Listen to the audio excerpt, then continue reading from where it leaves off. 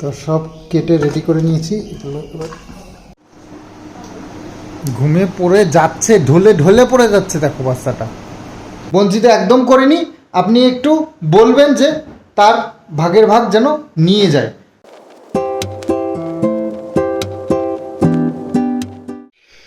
শুভ সকাল বন্ধুরা। সকালবেলা এখন বাজে 7টা বাজে। তো আজকে কিষানুর হচ্ছে কি এক্সাম। এই যে বোর্ডটা ইয়ে করে, এই ডিমটা এখান থেকে দেখো কুটে কুটে খেয়ে নিচ্ছে। ওটা খাও কেন?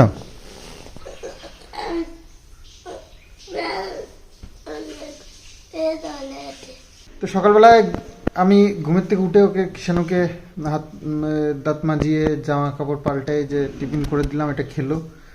তো এখন যাবে পরীক্ষা দিতে।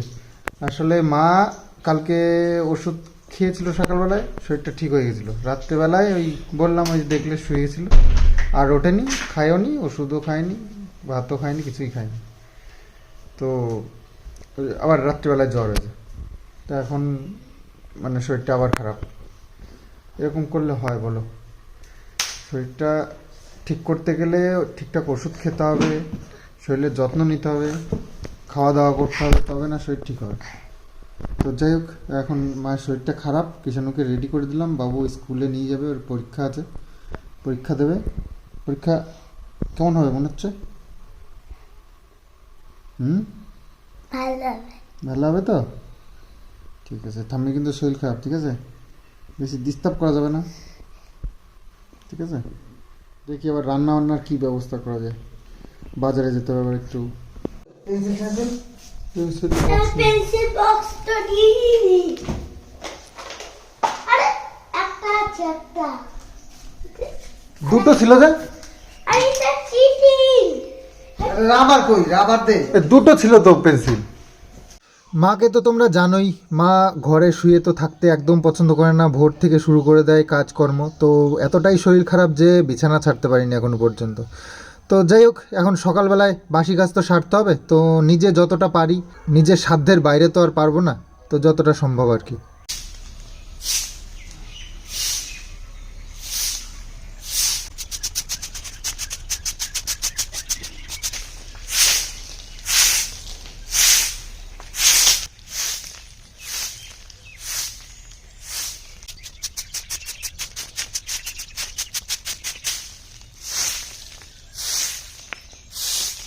তো মোটামুটি ঝাড় দিয়ে পরিষ্কার করে নিয়েছি পুরো বাড়িটা।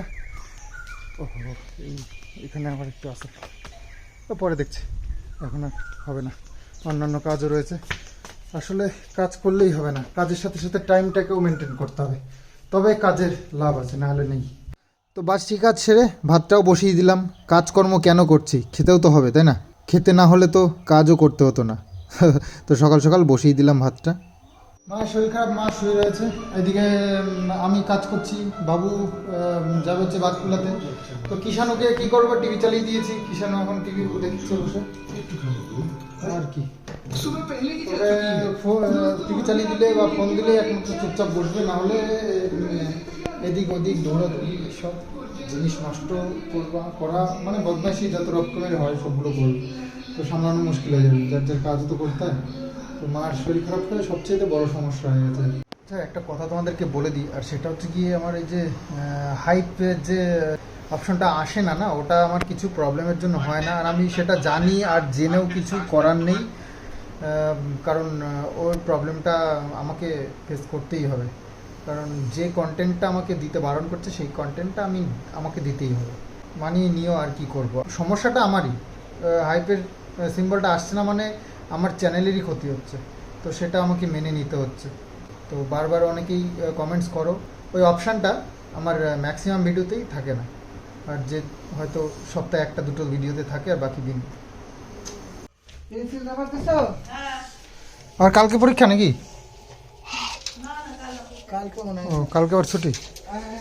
ওই ব্যাগটা থুই যাও। ওরে বাবা, এই দুটো আবার ওইটা পরে গেলেই তো হতো, খোলা পড়া আবার ঝামেলা, সময় নাই, দেরি হয়ে গেছে।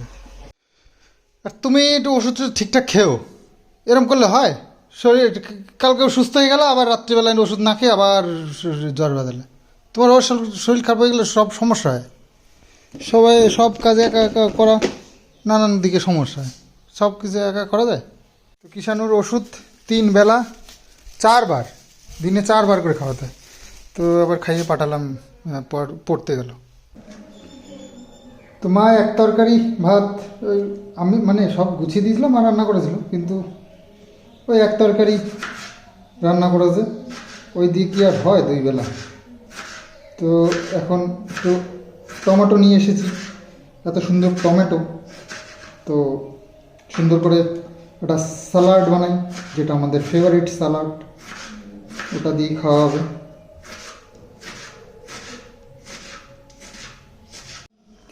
তো সব কেটে রেডি করে নিয়েছি, এগুলো এবার এর মধ্যে দিয়ে তেল, লবণ, ধনেপাতাটা নেই, এসব দিয়ে মেখে নিতে হবে।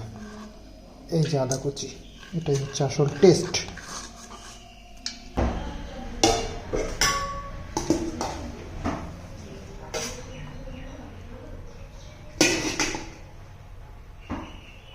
মায়ের শরীর খারাপ হলে নিজের উপরে খুব চাপ হয়ে যায়। তো যাই হোক, যতটা পারি করি।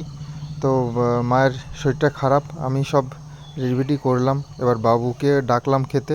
তো বাবু আবার কাজে ছিল, আসছে এখন।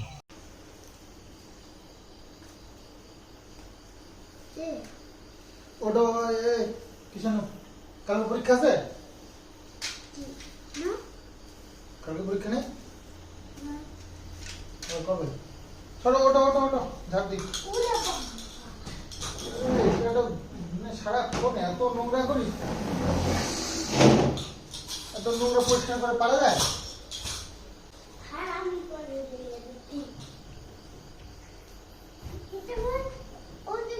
বাপরে, কত মশা মরায়! আমি তো এতগুলো মশা হয়েছি। কি করে মারলি? আমি আমি যে মারি। আরো কিছু আছে নাকি? হয়েছে সামনে? প্রচন্ড মশা হয়েছে। তো দেখতে পাচ্ছি সন্ধেও হয়ে গেল, একটু কিষাণু পড়াশোনা করতে বসবে, বাবু একটু কাজ করছে, ওই কাজটা মিটালে তারপরে। আর আমি যে একটু বসে 2 মিনিট কথা বলবো বা একটু রেস্ট নেব, তো সে আর কি আজকে আর সময় পাইনি। মা এতটাই শরীর খারাপ যে মা উঠে কিছু করতে পারছে না, তবুও সকালবেলা আমি সব রেডি করে দিয়েছিলাম আর রান্নাটা করেছে। এটা মাছ ছিল, মাছের ঝোল আর হচ্ছে গিয়ে ভাত, এটা করেছে। কি করবে, একা সংসারে তো করতেই হবে, কারণ রান্না করতে গেলে আমার এদিকে আমার নিজের কাজও তো আছে, সব সকালবেলা দেখলে উঠে সব কিছু করলাম, তারপরে সব দিকে সামলানো যায় না। ব্যবসার কাজ, ব্লগিং, এডিটিং, পাবলিশ করা, একটা ভীষণ বড় চাপ। তারপরে আবার এই ঘরের যাবতীয় সকাল থেকে কাজগুলো, এগুলো একটা একটা করে করতে এসে বেশ টাইম লাগে যায়। তো যাই হোক, কয়েকটা কমেন্টস আমি আমার সেকেন্ড ভিডিওটা গেল দিন যেটা ছেড়েছি, তো সেগুলোর মধ্যে কয়েকটা কমেন্টস আমি একটু চোখে পড়লো, যেগুলো একটু বলার দরকার। আর হেসে হেসে আমি মরে যাই এদের কমেন্টস শুনলে। ওরা একদিকে চিন্তা করে আর একদিকে ভুলে যায়, আর সেটা আমি একটু মাঝে মাঝে ধরিয়ে দিই, না হলে এরা বুঝবে না। তো যে আমরা যে চালাকি করি সেটা এরা বুঝে যায়, সেটা তো বোঝাতে হবে এদেরকে, এরা অবুঝ। দেখো, বলেছি তো সত্যি কথাই, সবাই জানে, আমাকে যারা নেগেটিভ কমেন্টস করে তারাও জানে যে আমি কথাগুলো যা বলেছি সব সত্যিই বলেছি। তোদেরকে একটু পড়ে শোনাই। কি প্রতিশোধ নিয়েছেন উনি, উচিত কথা বলেছেন সেটা। ওনাকে সব কিছু থেকে বঞ্চিত করার সময় মনে ছিল না, এখন মনে হচ্ছে বুড়ো বয়সে কেন দেখছে না। ওনার দৌলতে যে ইয়ে করে খেতে পারছো, এটা ওনাকে কৃতজ্ঞতা জানাও। ইনি মনে হচ্ছে নতুন কোনো ভিউয়ার্স। তো যাই হোক, এনার জবাবটা একটু না দিলেই নয়। বঞ্চিত করেছি কে বলেছে আপনাকে? তারা কেন বঞ্চিত হচ্ছে, আমার প্রশ্ন এটা। আমি বলেছি না আমার বাবা মা বলেছে ওনাকে বঞ্চিত করা হলো, না কোর্ট পেপারে কোনো লিখিত দিয়েছি যে বঞ্চিত হয়ে গেল? কেউ বঞ্চিত হয়নি। যার যেটা প্রাপ্য অবশ্যই পাবে, সে আসতে তো হবে, তার জন্য সবই পড়ে আছে। আমরা কিচ্ছু বেচে কিনে খাইনি, বাবা মা আছে, যদি খেয়েও থাকে বেচে কিনে সেটা বাবা মার সম্পত্তি, তারা খেতেই পারে। তাদের অবর্তমানে যদি তাকে ঠকাতাম সেটা আলাদা কথা ছিল, সেটা বলতে পারতে। তাই যাই হোক, বঞ্চিত কথাটার উত্তরটা আশা করছি পেয়ে গেছো। আর ব্যাপার হচ্ছে, যার দৌলতে করে কমে খাচ্ছি, এটা মানে কেমন কথা হয়ে গেল না? এই কথার পরিপ্রেক্ষিতে তো কখনো আমি তাদেরকে সেভাবে কিছু বলিনি। তারাই বরঞ্চ উল্টো আমাকে যা তা করে বলেছে। আমি কখন কি বললাম তাদেরকে?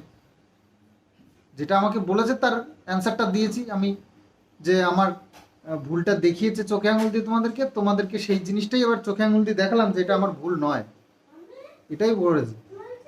তাদেরকে কৃতজ্ঞতা আমি সারা জীবন জানিয়ে দেবো। তো এই কথাটা তো গেল, তুমি যে এই প্রশ্নটা করলে, সে আমাকে মানে এই যে করে কমে খাওয়ার একটা রাস্তা দেখিয়ে দিয়েছে। তো আমিও তো কাউকে হাতে ধরে করে কমে খাওয়ার একটা রাস্তা দেখিয়েছি, সে কি কৃতজ্ঞতা দেখায় কখনো? আর তোমরাই তো বরঞ্চ বলো তার ইনকাম নাকি আমরা খেয়েছি বসে বসে, সে ইনকাম করে নাকি আমাদেরকে খাওয়াতো। তো এক মুখে কত কথা বলবে? একটা অঙ্কের সূত্র যদি তুমি দেখাও, সব অঙ্কের ক্ষেত্রেই তো সূত্র একই হবে নাকি? না সূত্রটা আবার এই অঙ্কের ক্ষেত্রে আলাদা, ওই অঙ্কের ক্ষেত্রে আলাদা হবে? যে মানুষটা আমাকে করে কমে খাওয়ার রাস্তা দেখিয়েছে, আমিও তো কাউকে হাতে ধরে শিখিয়ে তার জায়গাটা করে দিয়েছি। কৃতজ্ঞতা সে কয়বার দেখিয়েছে আমাকে, উল্টো আমাকে যেভাবে অ্যাটাক করেছে, যেভাবে আমাদেরকে সম্মানহানি করেছে, বা যেভাবে আমাদেরকে বিপদে ফেলেছে, তার পরিপ্রেক্ষিতে আপনি কি বলতে চান? এইসব কমেন্টস দেখলে না মানে হাসবো না কাঁদবো সেটা আমি বুঝতে পারি না। তো এসব দোগলা মানুষদের কিছু বলার নেই। তো যেই কমেন্টসটা করে থাকো, তারকে আমার রিকোয়েস্ট, বঞ্চিত একদম করিনি, আপনি একটু বলবেন যে তার ভাগের ভাগ যেন নিয়ে যায়। এখনও বাবা মার সম্পত্তি বাবা মার নামেই আছে, তারা যতদিন বেঁচে আছে, অবশ্যই তারা যতদিন বেঁচে আছে তাদের কাছেই থাকবে, আর যখন তারা থাকবে না তখন দেখা যাবে। তো আপনি একদম নিশ্চিন্তে থাকুন, সব রয়েছে। বাবাও কখনো তাকে না করেনি আর করবেও না। তো সারাদিন পর এই একটু বেরোলাম বাইরে, আর সামনেই ভোট। ওই দেখো পতাকা টানানোর কাজ চলছে।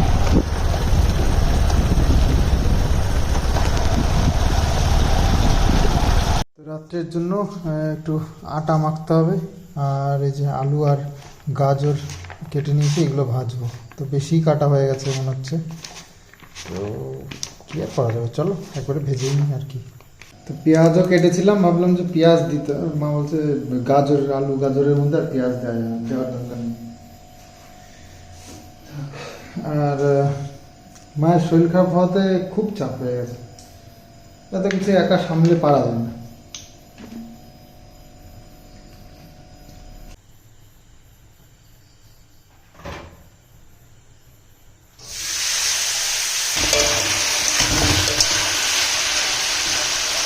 তো মায়ের শরীরটা বেশ খারাপ, সেই কারণে মানে একটু হেল্প করবার জন্য যে আসবে রুটি বানানো হয়, তো সেটাও আসতে পারছিল না। তো যাই হোক, একা একা ওই আগে বেলে রেখে তারপরে একটা একটা করে রুটি ভেজেছি। আর এই যে আলু ভাজা, আলু আর ওই গাজর ভাজা, এটা করেছি এতটা ভেজে। আর এই যে রুটি তো কোনো রকমে করেছে আর কি। রুটি মাখতে, আটা মাখতে গিয়ে আটা শক্ত করে মেখে ফেলেছি, তো বেলতে খুব কষ্ট হয়েছে। আর শক্ত করে বেললে ফোলেও না, রুটিও ভালো হয় না। ঘুমিয়ে পড়ে যাচ্ছে, ঢলে পড়ে যাচ্ছে। দেখো বাচ্চাটা, অনেক বাচ্চা আছে ঘুমিয়ে খায়, কিন্তু ইনি আবার ঘুমিয়ে খাবে না। ডাকলে লাফ দিয়ে উঠে বসে পড়বে। বেশি ডাকলেই ঘুমের ঘরে নিজেই উঠে বসে পড়ে। তো ডাকলেও ওই যে লাফ দিয়ে উঠে বসে পড়ে, তারপরে খেলে ইচ্ছা হলে খায়, নাহলে ওঠেই না, এরকম। ওই দেখো ঘুমের ঘরে চলছে। ওই দেখো বাচ্চাটা খাচ্ছে। ওষুধ খেতে হবে বাবা, হ্যাঁ। তো যে শুয়ে পড়েছে, এখন ওষুধ খাওয়ানোই মুশকিল হয়ে যাচ্ছে। দুটো ওষুধ খাইয়েছি অনেক কষ্ট, আর একটা রয়েছে। তো ওষুধও দিয়েছে বেশ 5খানা ওষুধ, 3 বেলা খাওয়াতে হয়। এটা হচ্ছে 3 বেলায় খাওয়াতে হয়। মায়ের শরীর খারাপ হলে মুশকিল হয়ে যায়, বাকি সব ঠিক আছে। তা আমারও এই গা হাত পা হাত টাতগুলো এসব ব্যথা করছে, গলা ব্যথা শুরু হয়ে গেছে। তো এরকম অবস্থা, সেখানে দাঁড়িয়েও আমাকে তো কেউ তো করতে হবে, সবার শরীর খারাপ হলে হবে না। তো এমনই পরিস্থিতি আমার হয়ে গেছে যে ভগবান যদি এখন আমাকে নিতে আসে তাও বলতে হবে দাঁড়াও, একটু একটু দাঁড়াও, দাঁড়াও দেখি আমি এদিক দিয়ে সামনে নিই তারপরে যাচ্ছি। এরকম একটা পরিস্থিতি। মা একা সুস্থ থাকলে আমাদের সবাইকে সামলে নেয়, কিন্তু মায়ের শরীর খারাপ হলে আমরা হিমশিম খেয়ে যাই। সংসারের দায়িত্ব, যে দায়িত্ববান যারা বয়স্করা থাকে না, তাদের একটা আলাদাই পাওয়ার থাকে।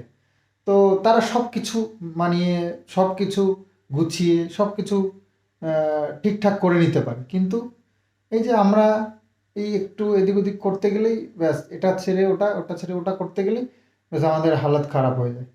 তো ব্রেনটা তাদের এইভাবেই তৈরি ছিল। এখন নতুন নতুন যেসব ব্রেন মানে খুব একটা কাজ করে না ভালো। তো যাই হোক, চলো ভিডিওটা এন্ড করছি এখানে। আগামী দিন আসছে আবার নতুন আরেকটা ব্লগ নিয়ে। তবে বাই বাই।